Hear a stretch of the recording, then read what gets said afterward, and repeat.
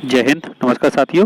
दोस्तों आज हम पढ़ने वाले हैं बॉटनी साइंस। ठीक है दोस्तों, बहुत ही प्यारा टॉपिक है बॉटनी साइंस। ठीक है, जो वनस्पति विज्ञान है वो हम पढ़ रहे हैं। ये हमारी सीरीज चल रही है बॉटनी साइंस का। ये हमारा चौथा लेक्चर है दोस्तों। इससे पहले मैं 3 वीडियो पढ़ा चुका हूँ। उसकी जो लिंक है दोस्तों वो डिस्क्रिप्शन बॉक्स में पड़ी हुई है। वहाँ से आप उन तीनों बॉक्स में जो क्लास हैं उनको भी आप देख सकते हैं। और दोस्तों वनस्पति विज्ञान में आज हमारा जो ज़्यादातर फोकस होगा दोस्तों वो होगा हमारा प्रकाश संश्लेषण पर। ठीक है, तो प्रकाश संश्लेषण से संबंधित जितने भी सारे क्वेश्चन हैं वो भी हम इसमें पढ़ने वाले हैं। ठीक है दोस्तों, अगर आपने मेरा चैनल सब्सक्राइब नहीं किया है तो सब्सक्राइब कर लीजिए और वीडियो पसंद आए तो लाइक कर दिया करो, ज़्यादा से ज़्यादा दोस्तों को शेयर कर दिया करो। इसके साथ ही अगर आपको मेरे जो वीडियो है दोस्तों उसकी पीडीएफ फाइल चाहिए तो इसको किस स्टडी नाम से मेरा क्या है जो टेलीग्राम चैनल है वहाँ पर आपको इसकी पीडीएफ फाइल मिल जाएगी। तो बिना देरी किए हुए स्टार्ट करते हैं आज के पहले क्वेश्चन के साथ। देखिए पहला क्वेश्चन हमारा क्या कह रहा है। तो पहला क्वेश्चन कह रहा साथियों हमारा, निम्नलिखित में से किसकी प्रकाश संश्लेषण के लिए आवश्यकता नहीं होती। ठीक है, हमको बताना है कि इनमें से किसकी प्रकाश संश्लेषण के लिए आवश्यकता नहीं होती। तो देखिए दोस्तों मैं आपको बता देता हूँ, प्रकाश संश्लेषण के लिए जल की आवश्यकता होती है, प्रकाश की आवश्यकता होती है, क्लोरोप्लास्ट की आवश्यकता होती है और CO2 की आवश्यकता होती है। ये 4 तत्व बहुत ही महत्वपूर्ण है जो क्या है प्रकाश संश्लेषण के लिए आवश्यक होती है। लेकिन ऑप्शन में हमारा है ऑक्सीजन, तो ऑक्सीजन की आवश्यकता नहीं होती, जबकि प्रकाश संश्लेषण की क्रिया में ऑक्सीजन है वो मुक्त होती है दोस्तों। ठीक है, तो इसका करेक्ट आंसर हो जाएगा ऑक्सीजन। देखते हैं अगला क्वेश्चन दोस्तों। साथियों क्वेश्चन हमारा कह रहा है कि प्रकाश संश्लेषण की प्रक्रिया में कौन सा परिवर्तन होता है। अब देखिए दोस्तों, प्रकाश संश्लेषण की प्रक्रिया में कौन सा परिवर्तन होता है। तो प्रकाश संश्लेषण की दोस्तों जो होती है सौर ऊर्जा, सूर्य से जो ऊर्जा आती है वो सौर ऊर्जा होती है और वो बदल जाती है हमारी किसमें, रासायनिक ऊर्जा में। तो सौर ऊर्जा रासायनिक ऊर्जा में परिवर्तन, ये यहाँ पे हमारा करेक्ट आंसर हो जाएगा। बढ़ते हैं अगले क्वेश्चन तरफ। क्वेश्चन कह रहा साथियों कि पौधों के पत्तों के पृष्ठ पर पाए जाने वाले लघु छिद्र को क्या कहते हैं। जो पौधे होते हैं दोस्तों उनके पत्तों में क्या होती हैं, छोटे छोटे छिद्र होते हैं, लघु छिद्र होते हैं। हमको बताना है उनको क्या कहते हैं। ऑप्शन है रंध्र, पुंकेसर, वर्तिका या जायांग। अब बताइए इसका करेक्ट आंसर क्या है। साथियों जो छोटे छोटे लघु छिद्र होते हैं उनको बोलते हैं रंध्र या स्टोमेटा। तो रंध्र या स्टोमेटा यहाँ पे हमारा करेक्ट आंसर हो जाएगा। काफी महत्वपूर्ण है, आप इसे याद रखना। अगला क्वेश्चन हमारा कह रहा साथी यहाँ पे प्रकाश संश्लेषण की क्रिया होती है कहाँ पे होती है, ये हमको बताना है। पौधे की जड़ों में होती है, पौधे के तनों में होती है, पौधे की पत्तियों में होती है या पौधे के सभी भागों में होती है। तो बताइए प्रकाश संश्लेषण की क्रिया कहाँ होती है। दोस्तों प्रकाश संश्लेषण की क्रिया होती है वो होती है पौधे की पत्तियों में। तो पौधे की पत्ती यहाँ पे हमारा करेक्ट आंसर हो जाएगा। अगला क्वेश्चन कह रहा साथियों, प्रकाश संश्लेषण द्वारा हरे पौधे पैदा करते हैं। ठीक है, प्रकाश संश्लेषण क्रिया द्वारा हरे पौधे क्या पैदा करते हैं वो आपको बताना है। ऑप्शन है खनिज, पोषक तत्व, अकार्बनिक पदार्थ या कार्बनिक पदार्थ। तो बताइए इसका करेक्ट आंसर क्या है। देखिए दोस्तों जो प्रकाश संश्लेषण क्रिया होती है उसमें क्या होता है कि जो कार्बोहाइड्रेट और पानी, दोस्तों कार्बोहाइड्रेट और ऑक्सीजन क्या होती है, मुक्त होती है। और कार्बोहाइड्रेट क्या है, कार्बनिक पदार्थ है। तो कार्बनिक पदार्थ यहाँ पे हमारा करेक्ट आंसर हो जाएगा। ठीक है, ये पैदा करते हैं। अगला क्वेश्चन कह रहा साथियों, पौधे का कौन सा भाग भोजन संश्लेषित करता है। काफी महत्वपूर्ण है। तो पौधे का कौन सा भाग दोस्तों भोजन संश्लेषित करता है। तो बताइए पत्तियां, जड़, तना या फूल, ये हमारे ऑप्शन हैं। तो बताइए इसका करेक्ट आंसर क्या हो जाएगा साथियों। इसका जो करेक्ट आंसर होने वाला है वो है हमारी पत्तियां। ठीक है, पौधे का जो पत्तियां हैं वो क्या करती हैं, भोजन को संश्लेषित करती हैं। तो काफी महत्वपूर्ण क्वेश्चन है, आप इसे याद रखना। अगला क्वेश्चन कह रहा साथियों, वनस्पति किसके अवशोषण में प्रभावी है। जो वनस्पति होती है, पेड़ पौधे हैं दोस्तों, वो किसका अवशोषण करते हैं। ध्वनि का, प्रदूषक गैस, प्रदूषण धातु या प्रदूषण जल। अब बताइए किसको जो अवशोषित कर लेती हैं दोस्तों ये। ठीक है, तो दोस्तों आपको मालूम होगा कि जो वनस्पति है वो प्रकाश संश्लेषण क्रिया में किसका, CO2 का उपयोग करती है। और CO2 क्या है, एक प्रदूषक गैस है। ठीक है, तो ये प्रदूषक गैसों को क्या कर लेती हैं, अवशोषित कर लेती हैं। ठीक है, अवशोषण कर लेती है, ये काफी महत्वपूर्ण है, आप इसे याद रखना। ये सारे दोस्तों प्रीवियस ईयर क्वेश्चन है, काफी महत्वपूर्ण है, बहुत ही मेहनत करके दोस्तों ये वीडियो बनाई जाती है। तो एक बार वीडियो को पूरी ज़्यादा से ज़्यादा देखा करो, ज़्यादा से ज़्यादा दोस्तों को शेयर कर दिया करो। ठीक है, बढ़ते हैं अगले क्वेश्चन की तरफ। अगला क्वेश्चन कह रहा साथियों कि प्रकाश संश्लेषण के दौरान हरे पौधे किसका अवशोषण करते हैं। ये हमको बताना है कि जो प्रकाश संश्लेषण है वो किसका अवशोषण कर लेते हैं। तो दोस्तों ऑप्शन है ऑक्सीजन, नाइट्रोजन, कार्बन डाइऑक्साइड या कार्बन मोनोऑक्साइड।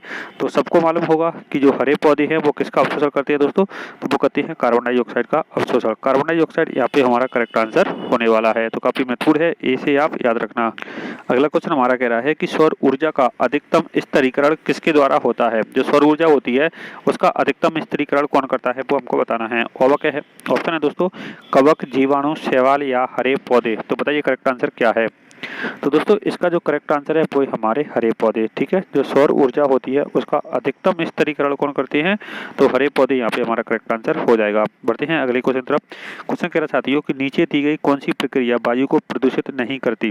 ठीक है, इनमें से ऐसी कौन सी प्रक्रिया है जो वायु को प्रदूषित नहीं करेगी।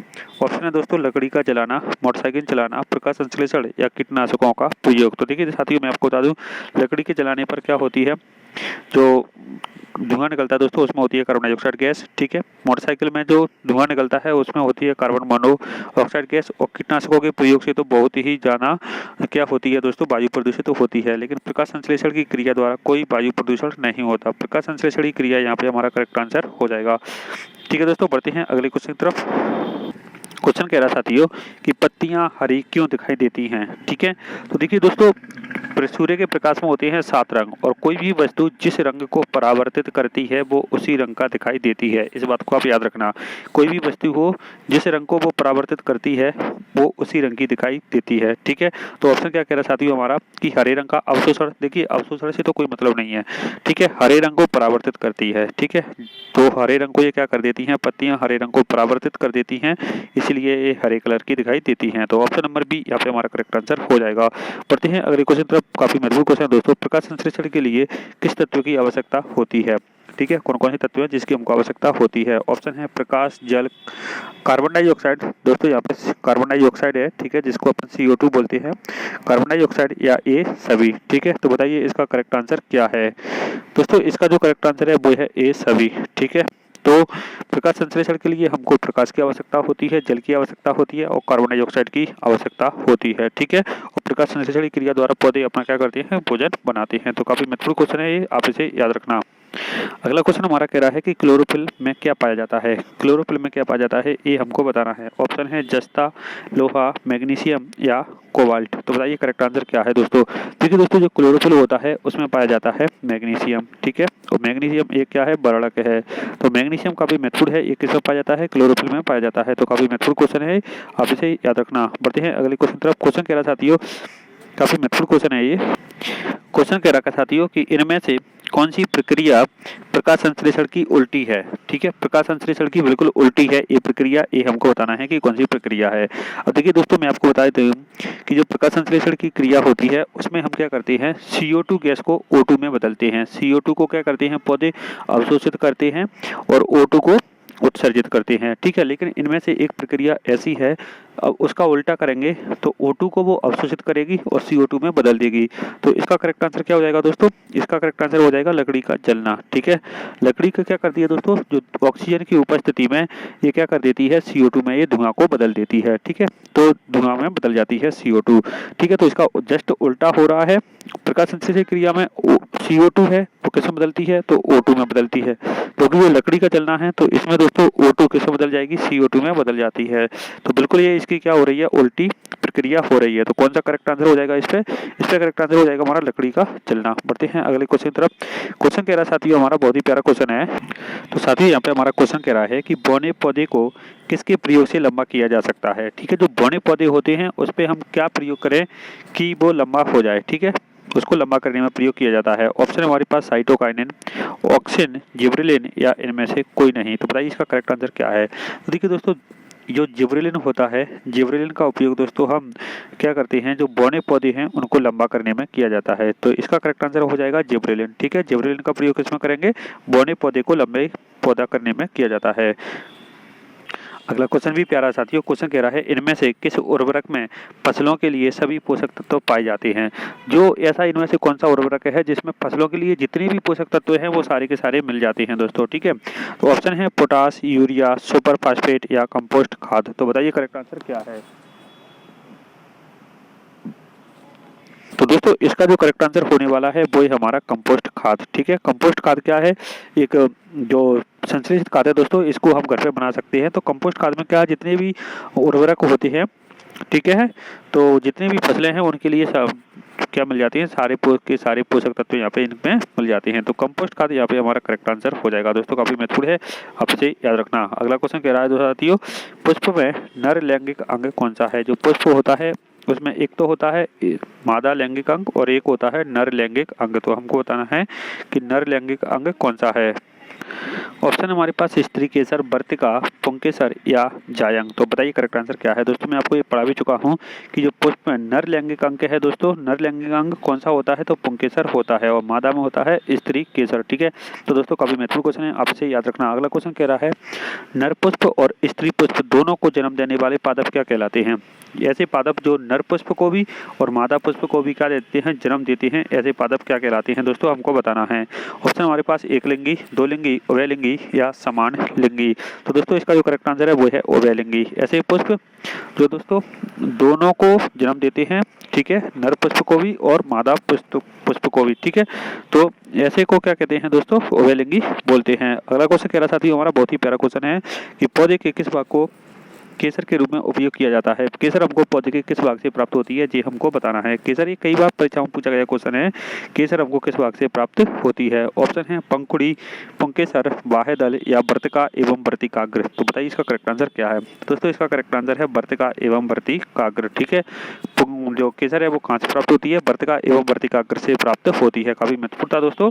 अगला क्वेश्चन कह रहा है, कीट बची पौधे ऐसी मिट्टी में उगते हैं जहां कमी होती है। ठीक है, कीट बची पौधे ऐसी मिट्टी में उगते हैं जहां किसकी कमी होती है, ये हमको बताना है। ठीक है, तो दोस्तों कैल्शियम, मैग्नीशियम, नाइट्रोजन या जल, ये हमारे क्या है, ऑप्शन है। तो बताइए करेक्ट आंसर क्या है।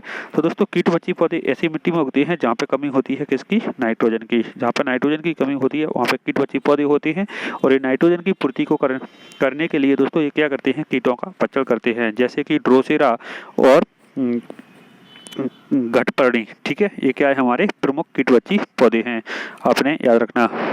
अगला क्वेश्चन कह रहा है, प्रकाश संश्लेषण की प्रक्रिया में मदद करने के लिए हरी पत्तियों में कौन सा पदार्थ मौजूद होता है। जो प्रकाश संश्लेषण की क्रिया है, ठीक है, उसमें मदद करने के लिए हरी पत्तियों में एक पदार्थ पाया जाता है। ठीक है, वो हमको बताना है दोस्तों। उसका करेक्ट आंसर क्या है। ऑप्शन है क्लोरोफॉर्म, सूर्य का प्रकाश, ऑक्सीजन या क्लोरोफिल।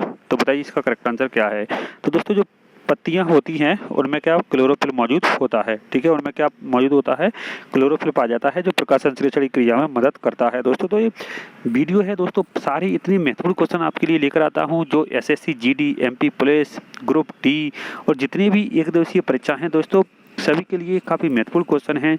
ठीक है, आपको अच्छी तरीके से समझ में भी आ रहे होंगे, इतने अच्छे क्वेश्चन आपको एक जगह मिल रहे हैं। तो प्लीज़ एक बार वीडियो को पूरी जरूर देख लिया करो और अपने जितने भी आपने व्हाट्सएप पे ग्रुप बनाए हुए हैं सारे में इसको शेयर कर दिया करो। फेसबुक ग्रुप पर जितने भी आपके ग्रुप हैं दोस्तों, इस वीडियो को शेयर कर दिया करो और उनसे भी कहें कि मेरे चैनल को सब्सक्राइब जरूर करें, क्योंकि मेरा विश्वास है कि मैंने अभी तक इतने पेपर दिए हैं तो मुझको अच्छी तरीके से नॉलेज भी है दोस्तों, मैं सेलेक्टेड भी हूँ।